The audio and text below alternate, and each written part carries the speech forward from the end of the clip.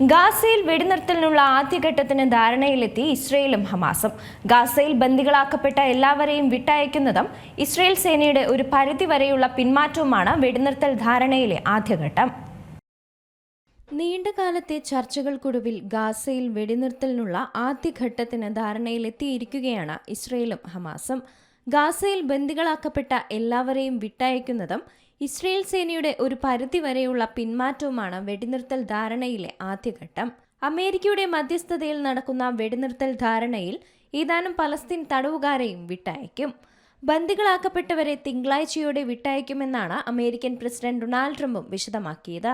എന്നാൽ ഹമാസ് ആയുധം ഉപേക്ഷിച്ചതിന് പിന്നാലെയുള്ള ഗാസയിലെ ഭരണപരമായ കാര്യങ്ങൾ ഉൾപ്പെടെയുള്ളവയെക്കുറിച്ച് ട്രംപ് വിശദമാക്കിയിട്ടില്ല.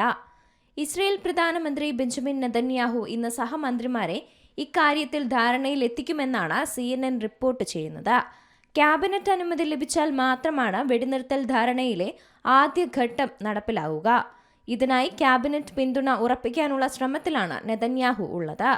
ഗാസയിലും ഇസ്രയേലിലും ആഘോഷത്തോടെയാണ് വെടിനിർത്തൽ ധാരണയെ സ്വീകരിച്ചതെങ്കിലും മേഖലയിൽ സമഗ്രമായ ഒരു സമാധാന കരാർ ഇപ്പോഴും യാഥാർത്ഥ്യമായേക്കില്ലെന്ന ആശങ്കയാണ് ഇരുപക്ഷത്തെയും ആളുകൾ പ്രതികരിച്ചത്.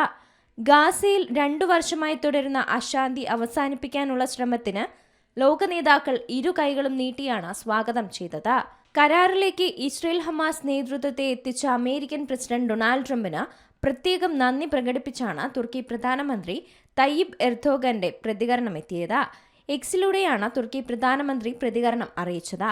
വളരെയധികം ആശ്വാസം നൽകുന്നതാണ് ഈ നിമിഷമെന്നും പ്രത്യേകിച്ച് ബന്ദികളാക്കപ്പെട്ടവർക്കും അവരുടെ കുടുംബത്തിനും ഗാസയിലെ സാധാരണക്കാർക്കും ആശ്വാസമാണ് നീക്കമെന്നും കെയർ സ്റ്റാർമറും പ്രതികരിച്ചു. International desk C Malayalam news. ഏറ്റവും പുതിയ വാർത്തകളും വിശേഷങ്ങളും വിരൽത്തുമ്പിലറിയാൻ സി മലയാളം ന്യൂസ് എല്ലാ ഡിജിറ്റൽ പ്ലാറ്റ്ഫോമുകളിലും ലഭ്യം.